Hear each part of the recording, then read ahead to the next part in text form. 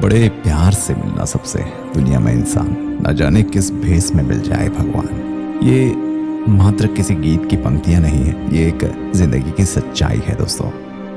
एक बार की बात है, एक कारपेंटर था जो बहुत अच्छे अच्छे मकान बनाया करता था। वो अपने बॉस का सबसे अच्छा कारीगर था।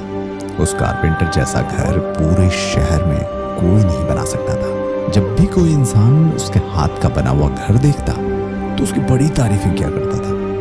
ये कारपेंटर 40 साल से अपने बॉस के साथ काम कर रहा था। अब उसकी उम्र 60 साल हो गई थी। उसने सोचा मुझे अब रिटायरमेंट ले लेनी चाहिए, तो वो अपने बॉस के पास पहुंचा। बॉस उसने कहा, बॉस मुझे अब रिटायरमेंट चाहिए। मैंने 40 साल आपके साथ बहुत अच्छा काम किया और अच्छे अच्छे घर बनाए, लेकिन अब मैं रिटायर होना चाहता हूँ।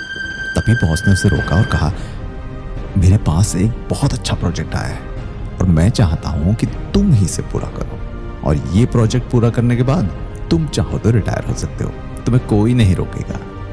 तो अब वो बेचारा कारपेंटर रिटायर होने के मूड से आया था, लेकिन बॉस ने जाते जाते एक और काम दे दिया।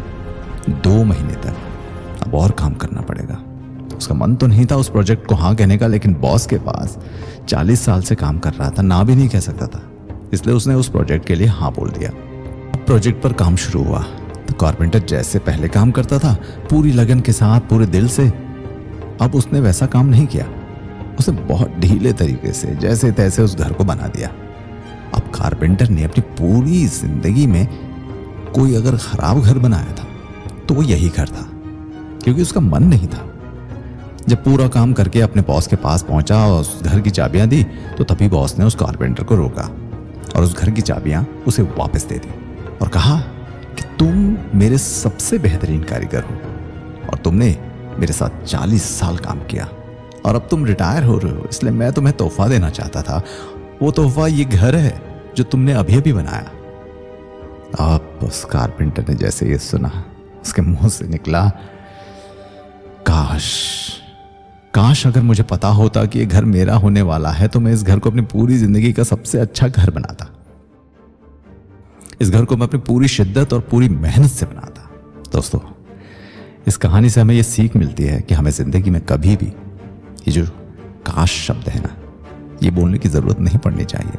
इसलिए मैंने कहानी की शुरुआत में कहा कि सबसे मिलना प्यार से, दुनिया में इंसान, न जाने किस भेष में मिल जाए भगवान। और यही हुआ उस कारपेंटर के साथ। इसलिए हमारे साथ ऐसा ना हो जाए।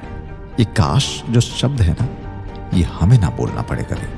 काश मैं ऐसा कर लेता, काश मैं वैसा कर लेता। तो जब भी फैसले लो, सोच समझ कर फैसले लो, बाद में आपको रिग्रेट फील ना हो। मैं जानता हूं कि कुछ चीजें होती हैं जो हमारे हाथ में नहीं होती है, तो ऐसे वक्त में काश बोलने की जगह जो हो गया उसे भूल जाएं, जिंदगी में आगे बढ़ें। तो अगर आपको ये कहानी पसंद आई और इस कहानी को आप और लोगों तक पहुंचाना चाहते हैं तो इस वीडियो को लाइक करिए, ताकि इस कहानी के वीडियो को और लोगों तक पहुंचाया जा सके। और अगर कहानी पसंद आई है तो इस चैनल को सब्सक्राइब जरूर कीजिएगा।